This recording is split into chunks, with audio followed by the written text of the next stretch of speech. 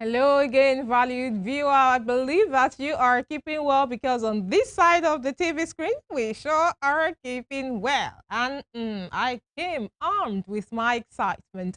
Welcome you on board another rewarding installment of the Bookshelf, the platform where we get to engage everything and everyone who has a relationship with books. I am your teaching and learning advocate. My name is Damilola Raphael. How has it been with the mandate for this new year that we are in? Do well to keep it.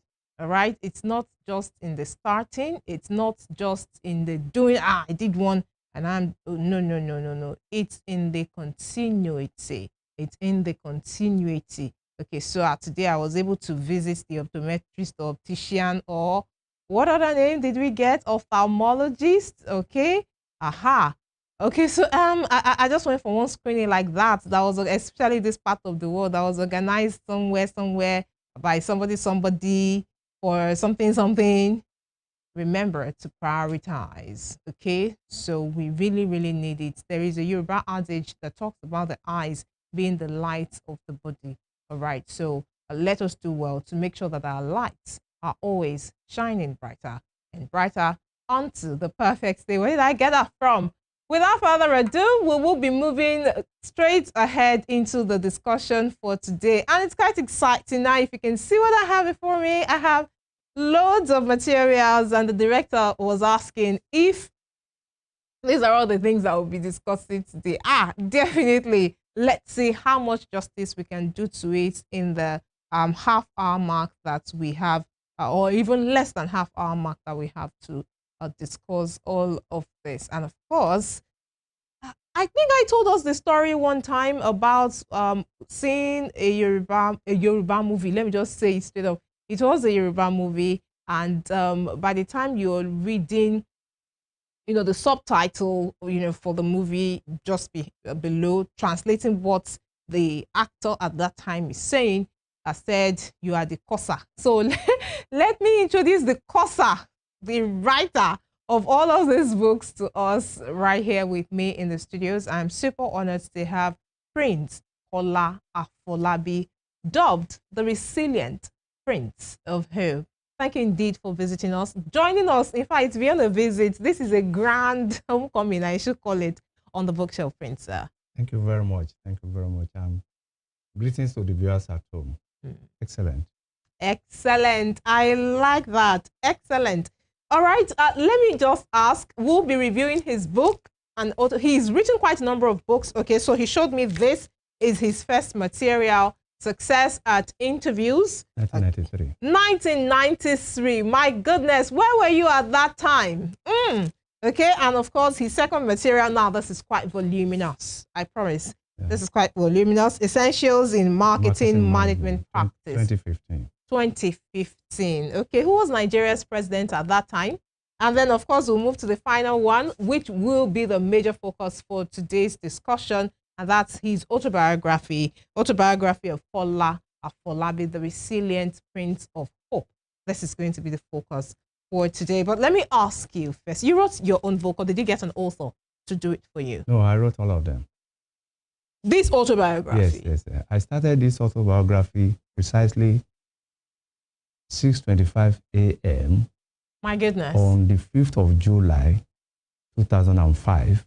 Can you beat that? It took you about 25 years? 20 years? No. 2025, July 5. Okay, 2025, not 2005. 2025. It took you less than 6 months to put this together. Yes, and I completed the script. The script on the 25th of August. But printing, editing, re-editing, printing. Precisely the whole exercise took me 7 months of 10 hours per day, man hour. dedicated to this project. Yes, no other thing. I didn't take any consultancy job. I didn't take any professional assignment because it would be a distraction. And you wanted to focus. Yes. And you think you were able to milk yourself to bring out all the information. How many years young are you? To the glory of God, precisely on this 18th of January this year, I clocked age 70 on this planet Earth. And you remember everything? By date, even by time. And, oh my goodness. And to really validate the whole thing, yes, sir. In marketing, that's what we call physical evidences. I try to even put quite a lot of evidences because you see, there's something about autobiography. When you write it yourself or somebody write it on your behalf, yes, sir. It looks like you are just painting success stories, or you are just painting the other side of the stories of your life, just to whoop up sentiment. But for each story, I attach physical evidences. My goodness. And when I needed to quote date, I try as much as possible to be very precise and exact about the date. And there is something we call timestamps. You get to put on your timestamps there with the dates that you're giving and the time. Yes. I mean, the time you started writing this, was it something you had thought about and you felt, so I'm going to start on that day, or you just woke up that morning and started writing? Okay. If we have to talk about autobiography. Yes, sir. Yes, I have quite a lot of admirers in terms of my family members, my children, associates. But two people stood out. All right. That made me to write this autobiography. There is a Royal Highness that is very, very close to me, nearby community to me. His Royal Majesty Oba Komarudin Alaude II of Adeyemi, the Olororuo for Oruo. Once in a while, we discuss quite honestly, then there was a day that Baba just said, look, with all these, your accomplishments in life, you needed to document it. I pretended as if I didn't hear. As if it was a telepathy.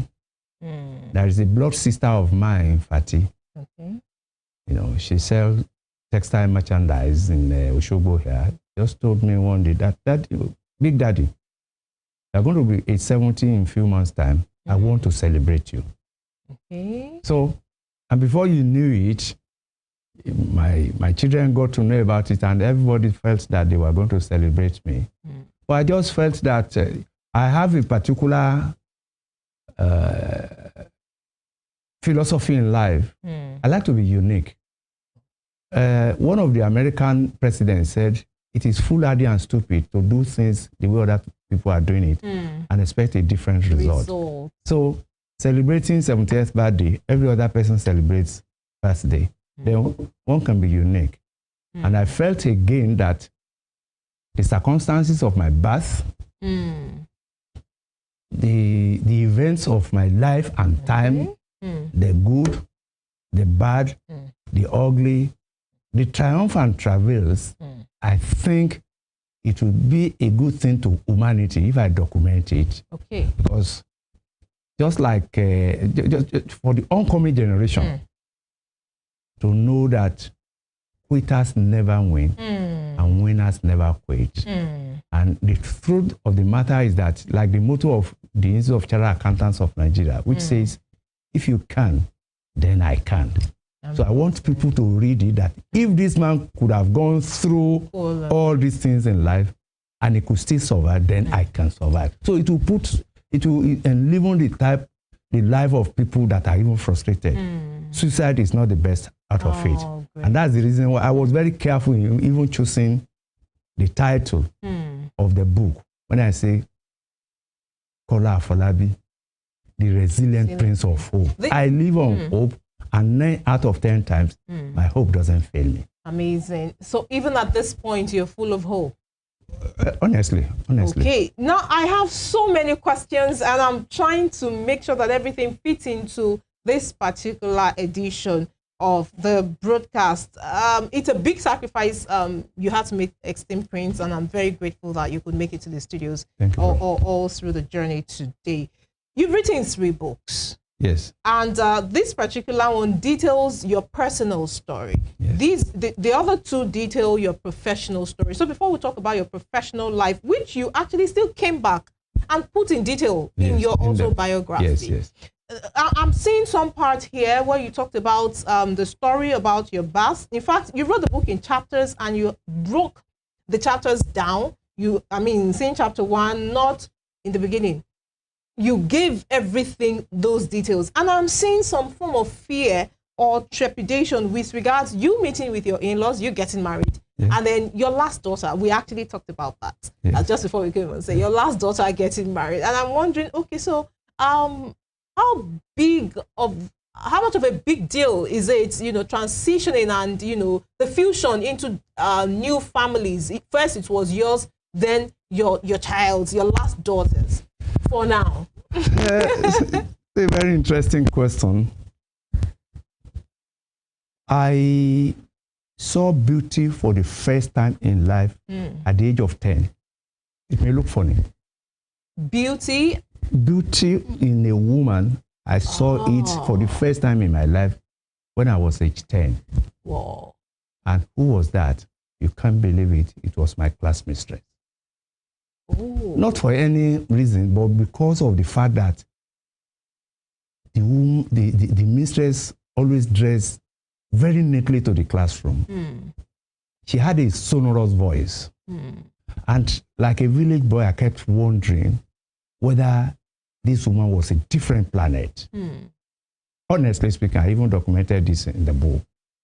Such that there was a time that I had a sort of mind wandering within the classroom in my primary 4.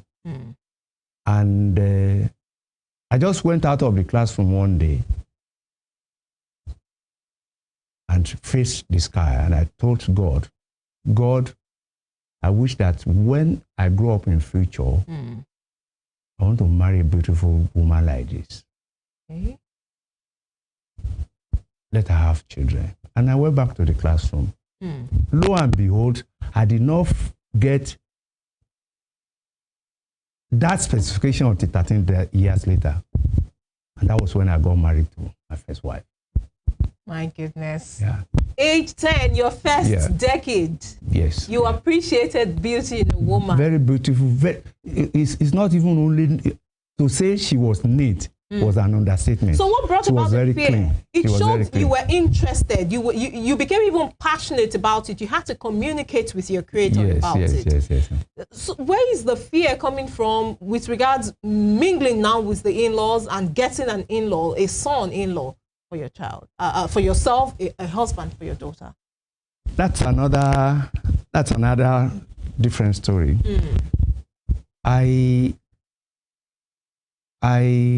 My children meant the whole world to me, to be very sincere. Because, yes, I'm the firstborn of my father, the firstborn of my mother, but I grew up in a polygamous house and a sort of hostile environment, extremely hostile. But thank God, I stormed the weather I went through. And at the moment I started having children, every negative stages that I passed through, I try as much as possible to nip things in the bud, said that my children will not. The cycle. That's one. Point number 2, I put the end in focus in my journey in taking care of my children. I planted love within their subconscious mind.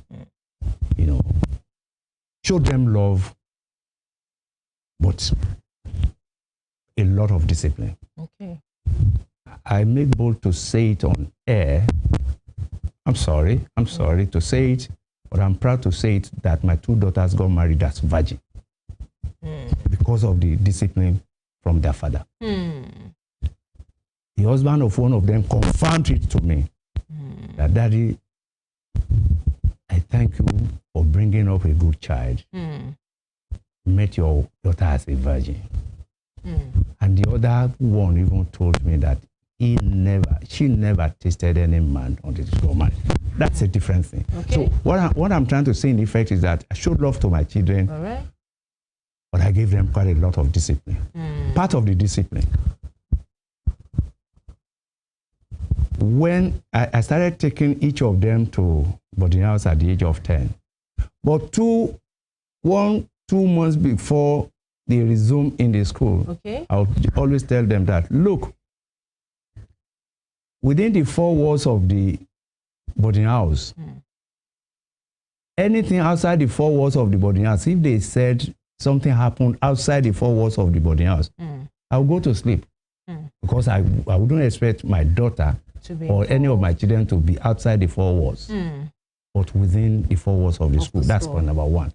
And I don't take an excuse. Then the second thing again is that if for any reason you came first, any of you came first in the exam in the school, yes, or you had an award and they say go and bring your parents, I'm going to put an addition to it, even bring my mother. Oh my goodness. All right. For God's sake, if they said you offended in the school, you offended something or you did something wrong and go and bring your parents, don't come back home. My goodness. The first time I mentioned this thing, they went to their mother and their mother told them in point blank, that's what my father would do. What up to tomorrow, that's what I would do. And let's so talk. That's how I took. Prince, let's talk more about relationships just before we wrap it up. On this episode, clients bonding and relationship management. I'm seeing that on page 112 of the autobiography right here. And of course, success at interview also talks about your bonding relationship, both as somebody who has been interviewed, somebody who has interviewed, and of course, giving the hints now to those who would be coming up on, to be doing justice to that. How much of a pride do you have? I saw something, sales representative, something like that. Bonding. Nobody wants to be a distribution officer anymore. Nobody wants to do sales because, they're just saying, it's so beneath me. How proud of that part of you are you that you had to put it out? Bonding. Let me talk about bonding. All right. Bonding simply means building relationship. Not only with my clients, I bonded with my children, I bonded with my wife, I bonded with my family, I bonded with my extended family. I bond with friends and relations. You see, one thing that people don't understand is that relationship and bonding gives you a sort of social value. Gives you, I describe it as social capital. Since you specifically talked about bonding with the clients. Yes, sir. Dr. Ambassador Yemi Farumbi, as an example, very elderly person, a man of proven integrity in this country. The path between I and him crossed one another dated back to year 2005. Our bonding between that time and now is still sustained, even more than ever before. Such that 2 months to the time that I was to launch my book, I did a letter to Baba that he was to come and deliver the lecture at my 70th birthday and the launching of this book. Not only sending him a letter, soft copy, I asked somebody to go and personally deliver that letter to his house. And I followed up. I must not deceive you. The man came to my hometown, the venue of the book launch, live. He extolled my virtues and I felt on top of the world. Even called all the royal fathers to come and even pray for me. Okay, bonding. So Prince, we are pressed for time. Could you give us 2 points, 2 hints that actually helped you, with bonding, or that helps you? Is it each time I bond with either subordinates or my clients of my family, the benefit, the quantum of benefit, you cannot quantify it. Let me give you another example. Prince Toye Oyinlola, the blood brother to His Excellency Prince Olagunsoye Oyinlola. I've been the consultant to all his organizations for over 21 years. And we built relationships in such a way that for the past 10 years, when he gives me an assignment, I have a moral burden of knowing how much he has to pay me. we got to that particular stage because it went beyond official relationship. It went personal. We became close friends. He's an elderly person. By all standard of the world, is senior to me. But I walked into his heart, said that when he gives me an assignment, I'll allow him to use discretion. So even this last my book launch, he was the one that I nominated to be the chairman of the occasion. He graciously accepted. That's bonding with a client. And one of the things that I will just pick from here is the process, allowing time, to have its focus. Now, dear viewer, I know you're itching for more. I also want more, but I'm being told I'm pressed for time. We just have to cap it right here. Now, we will not let Prince go without getting details on how you can get one, any, or all of these materials. If you ask me, I'll tell you to do a minimum of 2 out of 3. If you're not going to do all 3, make sure you do 2. You have 2 eyes. We're prioritizing, right? Okay, so make sure to do a minimum of 2 out of the 3. How can the viewer get the materials? The first book that I published, 1993, Success at Interviews, revised edition 2000, honestly speaking, is out of print. Okay. And it has to do with the nitty-gritties of employment interviews. So anybody that wants that, just talk to me, let's interact. All right. Let me have assemblage of people. Let me just train you for a few minutes.